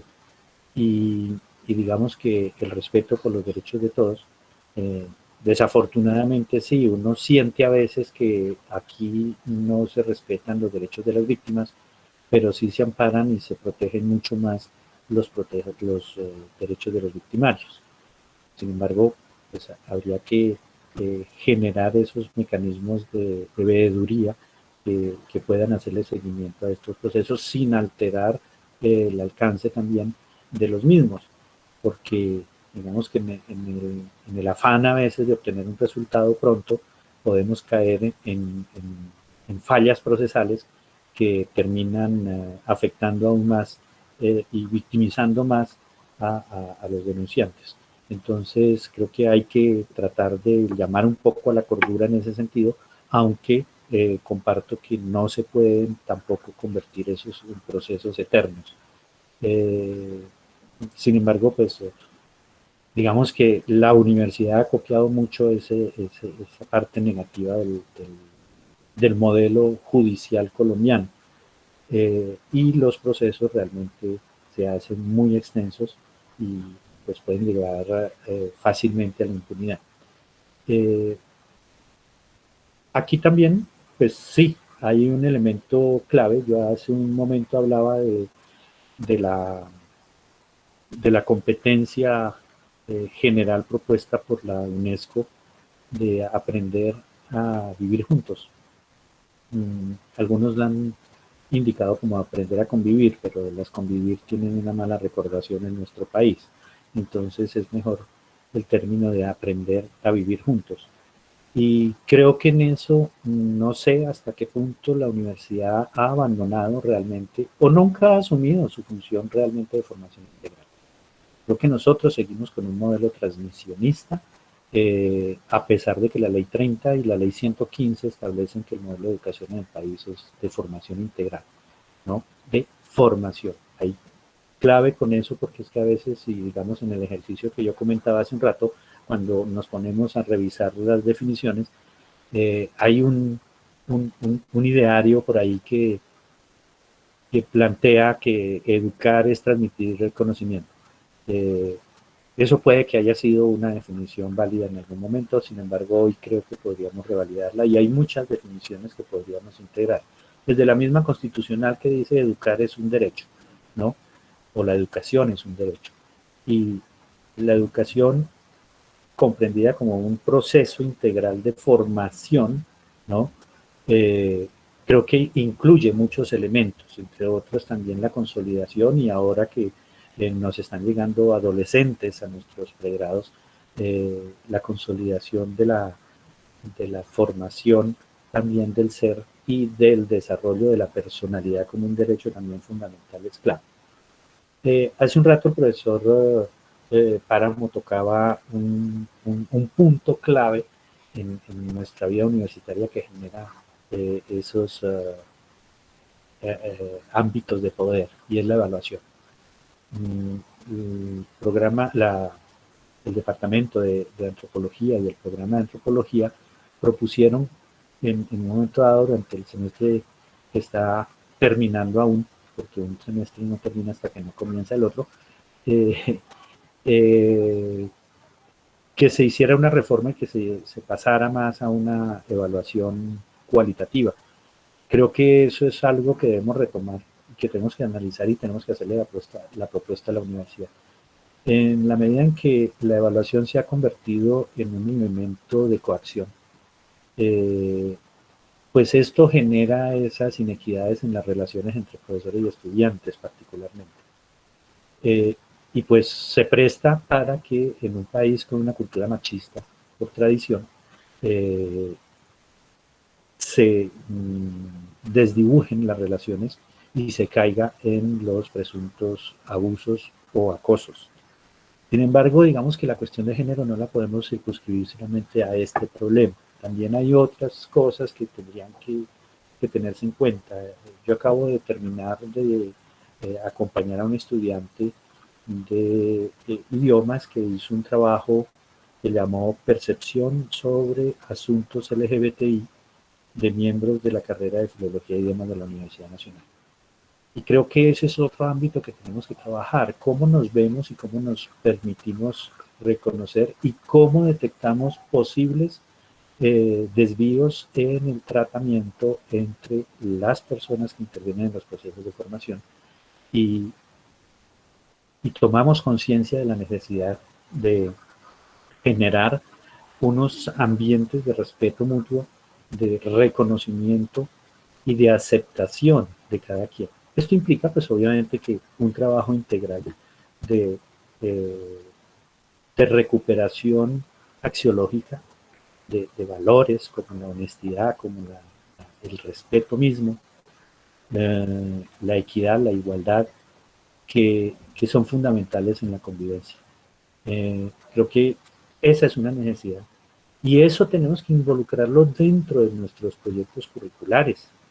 El currículo no puede seguir siendo, o puede dejar eso en ámbitos de lo que se llamó en una época el currículum oculto. Yo he dicho varias veces que en educación tenemos que tener las cartas abiertas, no debe haber nada oculto. Entonces, todos estos elementos de formación de la persona se habían dejado simplemente a que yo con mi ejemplo, pero si los ejemplos están torcidos, pues es muy difícil que eso calme. Entonces, yo creo que tenemos que recuperar eso. Hay estrategias y hay enfoques pedagógicos y didácticos que propenden por estos ámbitos de formación, por ejemplo, estudiamos nosotros en nuestro curso de fundamentos el cambio conceptual, actitudinal, axiológico y metodológico. Y creo que esa es una perspectiva que podríamos ampliar, compartir y ver en qué medida eso nos puede ayudar. Porque transformar cultura no es tan fácil y los colegas de antropología pues me darán cátedra. E iniciar procesos de reeducación digamos, en el adulto, en el mayor, en las personas que estamos como responsables de los procesos, pero también que eso cale en nuestros muchachos, en los estudiantes que están llegando. Y en todo nivel, no solamente en el pregrado, sino también en los posgrados. Creo que eso es formación integral, es integrar todos los elementos y no irnos solamente por una línea que consideramos básicamente de orientación de conocimiento, sino que el conocimiento también implica el conocernos y el conocer al otro y el respetarlo y el aceptarlo. Creo que ahí hay unos retos claros y pues también habría que equilibrar esas relaciones de poder, ¿no? No se puede simplemente seguir aceptando las circunstancias como anden, sino que tenemos que hacer acuerdos y hacer propósitos reales que nos lleven a construir ese modelo de país y ese modelo de facultad y ese modelo de universidad que nos están reclamando. Yo hablaba algún día de reivindicar la utopía, lo insisto, tenemos que pensar en ese modelo de sociedad ideal.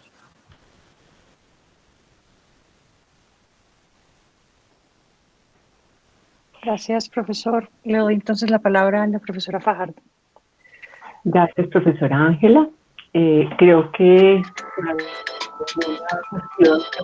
efectivamente, como señaló Augusto, se unieron los dos últimos puntos que teníamos aquí. Uno, el que tenía que ver con la parte de el manejo de los asuntos relacionados con el proceso de paz, y el otro lo que tiene que ver con los asuntos de género.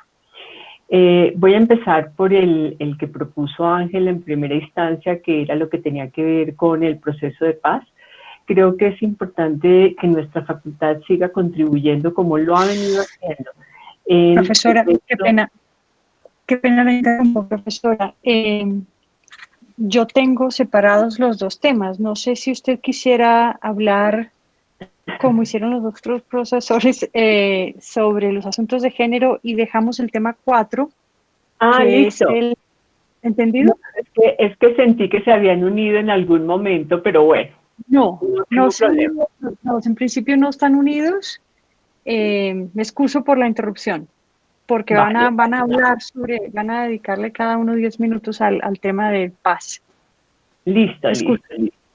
Bueno, no, en cuanto al tema de género, efectivamente nosotros tenemos que continuar ayudando para que este proceso que tiene que ver con las violencias basadas en género y con las violencias sexuales cada vez adquiera mayor agilidad en el tratamiento de los procesos, pero que también nuestra comunidad, como lo decía el profesor Páramo, tanto de víctimas como victimarios, puedan efectivamente reconocer cuáles son ese tipo de posibilidades y de ayudas que da la universidad para que esta situación tenga que finalizarse algún día. Dentro de la facultad, ustedes saben que las violencias basadas en género y las violencias sexuales se tratan en dos lugares diferentes dependiendo de la persona o de las personas que estén siendo afectadas, ya sea como víctimas o como victimarios. En el caso de los estudiantes, la situación se trabaja desde el CORCAT, que depende estrictamente de las facultades, y el asunto que tiene que ver con docentes y con funcionarios se trabaja desde la veeduría disciplinaria. Dijéramos que la veeduría disciplinaria igual tiene como dos lugares dependiendo de las sedes, una que corresponde al nivel nacional y la otra que corresponde al nivel de sede. Entonces, en las facultades, efectivamente desde el CORCAT, nosotros hemos venido trabajando mucho para que nuestros estudiantes, nuestra comunidad académica en general, pueda reconocer efectivamente cada una de esas violencias y pueda saber cuál es el camino que tiene que tomar para que efectivamente pueda encontrar el apoyo y encontrar la forma de solucionar aquello en lo que efectivamente se ha visto profundamente afectada. En ese orden de ideas, nosotros hemos tratado de mantener la contratación de personas muy especializadas en este trabajo. Por un lado, tenemos una trabajadora social que se encarga de ayudar a las estudiantes para efectivamente ayudarles en actividades de sensibilización y de prevención de violencias basadas en género y violencias sexuales, y en la promoción de un tejido social y de convivencia que nos permita tener un mejor ambiente al interior de la facultad.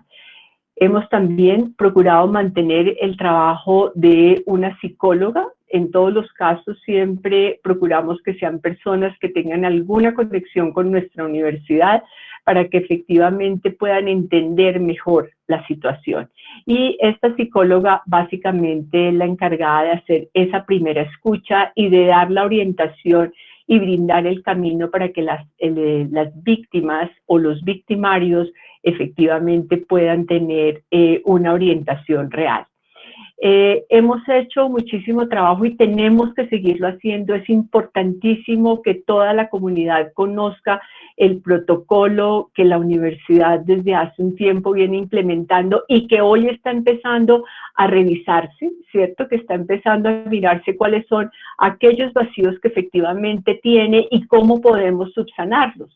Pero necesitamos efectivamente hacer una capacitación profunda que va dirigida tanto a estudiantes como a profesores. Nosotros ya hemos comenzado, empezamos teniendo charlas con los estudiantes que se presentan a primer semestre o que entran a primer semestre a la universidad, les contamos en qué consiste el protocolo, cómo funciona, qué caminos deben seguir, ¿cierto?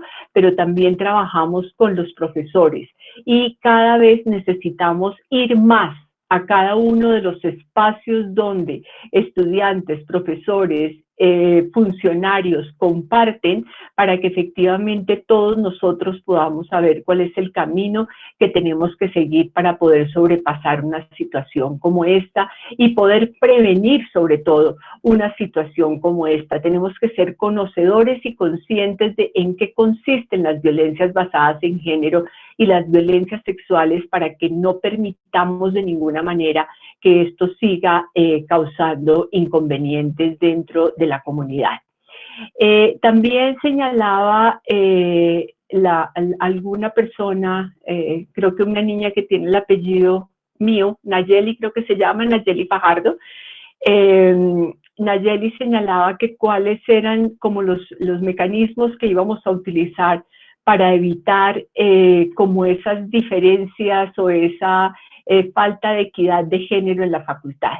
Y yo debo decir que en los 33 años y unos meses que llevo trabajando en la universidad, lo primero que tengo que señalar es que he conocido personas, hombres y mujeres maravillosos.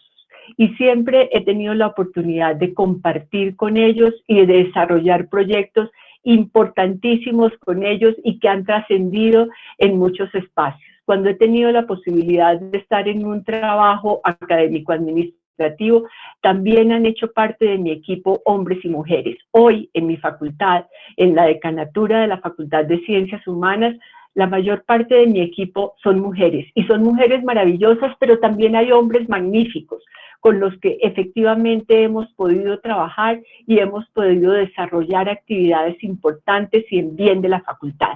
Creo que definitivamente la iniciativa que tuvo el Departamento de Sociología en una circunstancia como esta, debemos seguirla apoyando. Tenemos que apoyar efectivamente a aquellas personas que por esa labor de cuidado que realizan en sus hogares, donde estamos permaneciendo mayor tiempo, efectivamente puedan recibir el apoyo para que ni vivan violencias basadas en género en sus hogares y en cambio puedan desarrollarse de manera muy ecuánime, tanto en el trabajo que realizan con sus familias como en el trabajo que realizan en la facultad y para el servicio de toda la comunidad académica. Eso básicamente sería, profesora. Gracias. Gracias a usted, profesora. Vamos a pasar entonces a la última pregunta con la que, o sea, al último tema, que es el de la paz, el post-acuerdo, como alguien me llamó la atención por acá, que debía decir así es. Y el tema es la consolidación del post-acuerdo en la universidad. Y la pregunta la formula el Seminario Permanente de Profesores y Profesores por la Universidad. Dice lo siguiente: ¿de qué manera puede la facultad participar de forma más decisiva en el proceso de paz, en la defensa de las víctimas y de los líderes sociales? Entonces le doy la palabra al profesor Carrillo. Profesora Ángela, perdón que interrumpa, Sí, en este momento son sí. las 3:43. Yo respetuosamente le solicitaría que disminuyamos el número de minutos, dado que yo tengo que ausentarme por una reunión a la que debo asistir a las 4. Mil gracias. Entiendo, y el profesor Páramo también tiene que irse. Entonces, si quieren, ¿les parece 3 minutos cada uno? Perfecto. ¿Está bien? Quizás alcancemos, okay. Pero bueno, Muy sí, bien, claro. muy bien. Haremos corto. Gracias. Que esto es, digamos que si bien la facultad se ha vinculado con algunos organismos y los ha apoyado, particularmente con pasantes, y ha habido acciones también de profesoras y profesores que de alguna manera han jugado un rol importante, incluso desde los mismos momentos de la negociación y luego la consolidación del acuerdo. Creo que nos hace falta integrar también, miren que ustedes van a decir, oiga, pero este man le va a meter todo al currículo. Sin embargo, creo que debemos tener en cuenta que no podemos estar ajenos a la situación que está pasando.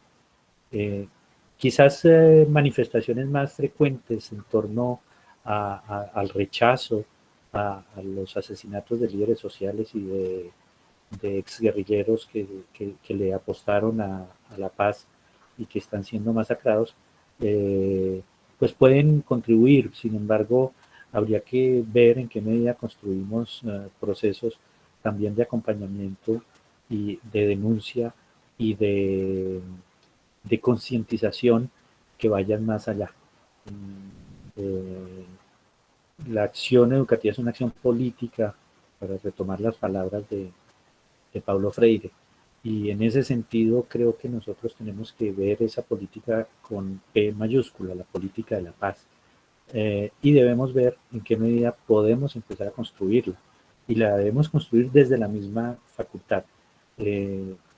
Pues yo considero que, digamos, en ningún momento hemos asumido posiciones de confrontación aquí los tres colegas que estamos postulándonos para servirle más a la universidad y para servirle más a la facultad, pero digamos que el formato que acordamos hoy era un poco también en ese sentido, mandar ese mensaje de que debemos de poner ciertas actitudes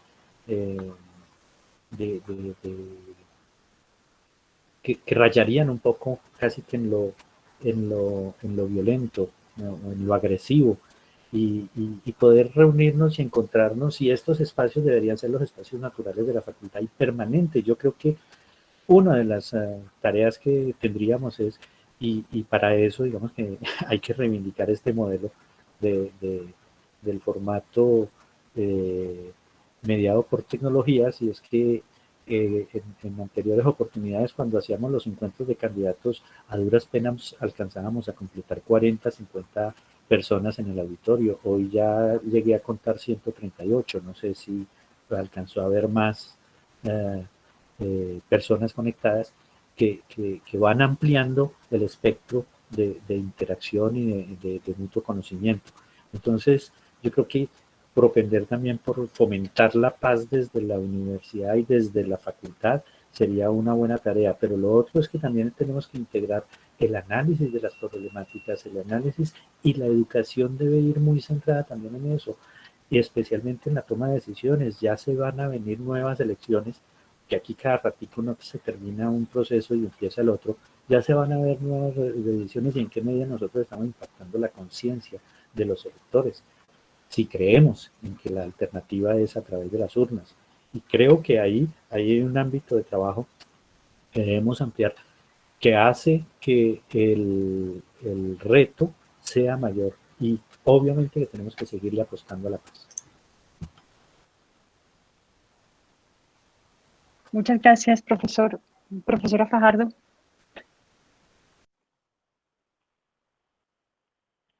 Sí, profesora Ángela.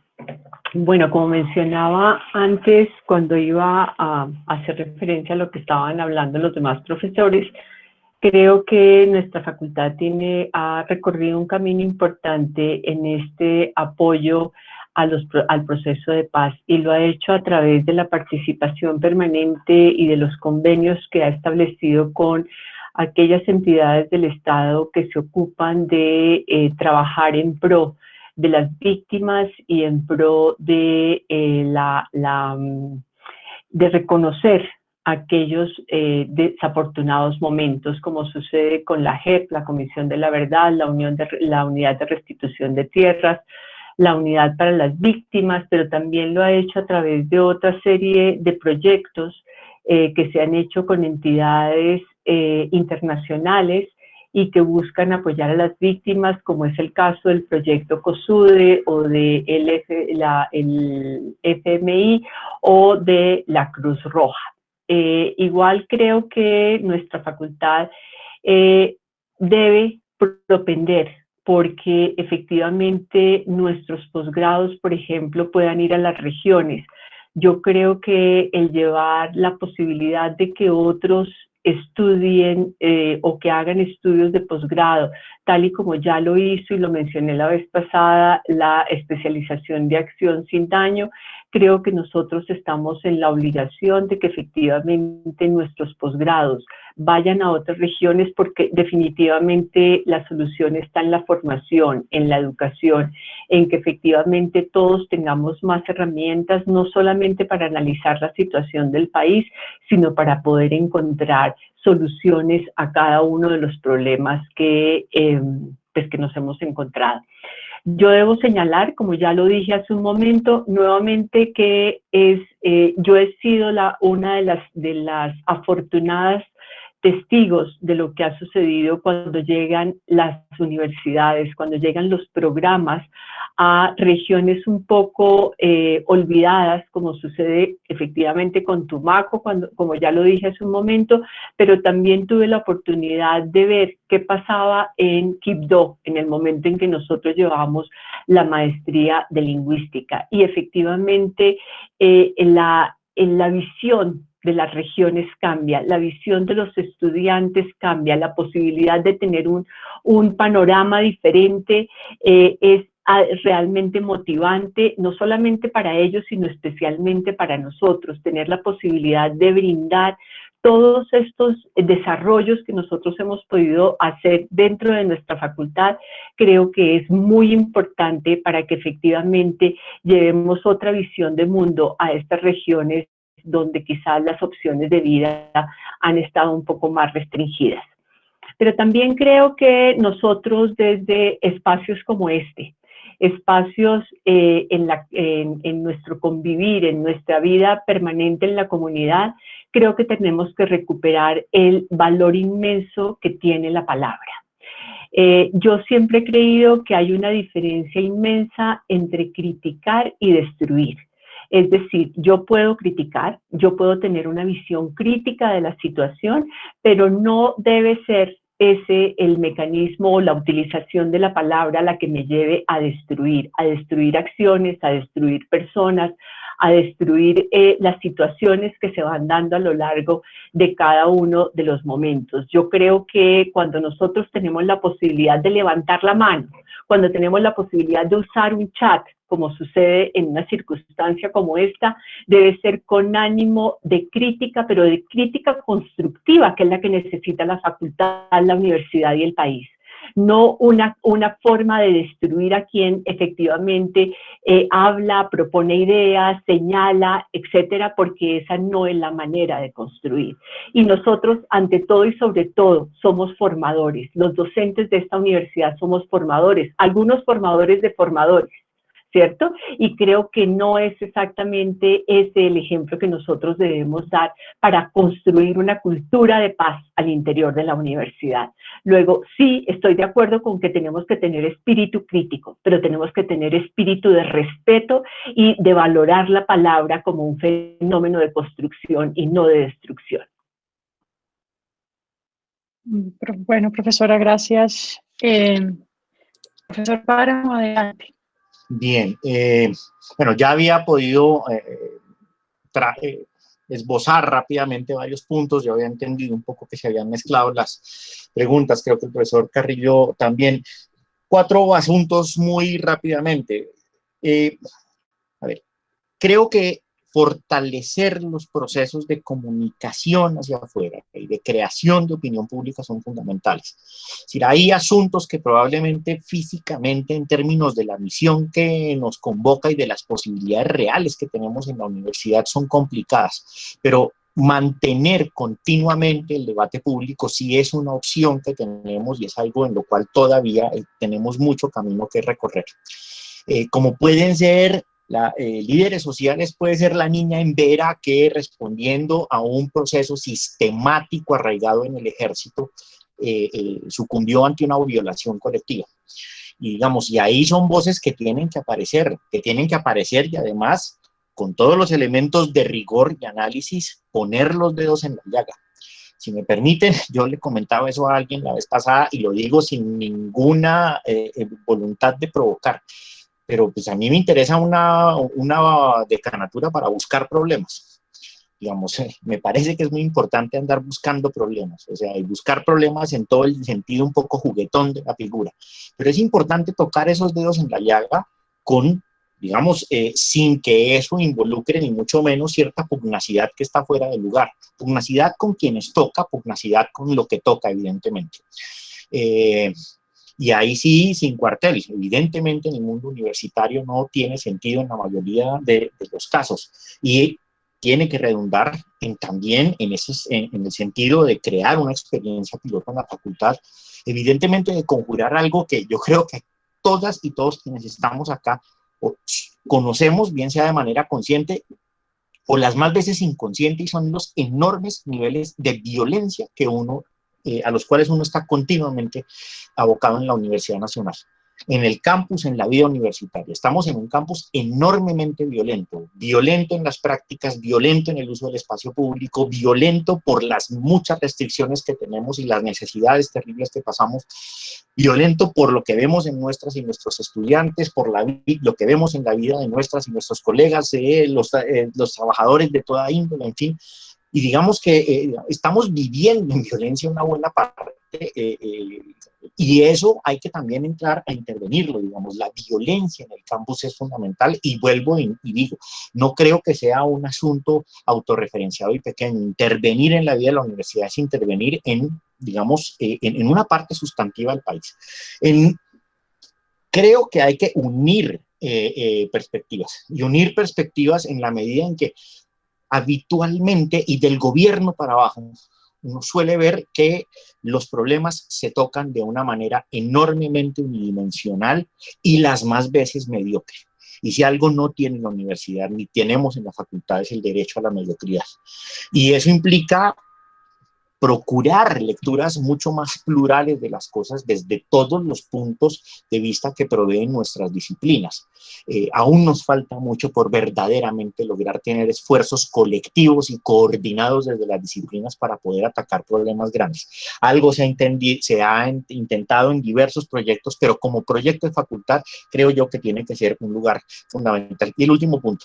las víctimas, por supuesto, trabajar en la opinión pública, trabajar en todos los recursos que tengamos, pero no se nos olvide que hay un número significativo de víctimas que están en el campus, que en este momento están encarceladas, que han sido objeto de montajes por parte de oscuras instituciones del Estado y que están en nuestra planta docente. También con esas víctimas es fundamental una solidaridad absolutamente activa. Gracias, profesor. Entonces, si ustedes tres no tienen nada más para decir, yo creería que esta reunión concluye y les deseo yo mucha suerte. Gracias a ustedes, gracias a todas las personas que asistieron. Muchas gracias, profesora Ángela, por su abnegado trabajo. A mis colegas participantes, mil gracias. Creo que fue una conversación amable, agradable y estoy segura de que fue muy productiva. Y a todos y cada uno de los que participaron y nos escucharon, mil gracias. A ustedes mil gracias. Saludo, señora decana, profesor Carrillo, y a todas y todos que nos acompañaron, y especialmente profesora Uribe por su atinada guianza. Gracias. Muchas gracias a todos, profesora Ángela, muy amable por su gestión y su moderación. Lo mismo, profesor. A mucha suerte también. A los tres. Gracias. Felicidades. Hasta luego. No olvidar el 20 de agosto la consulta.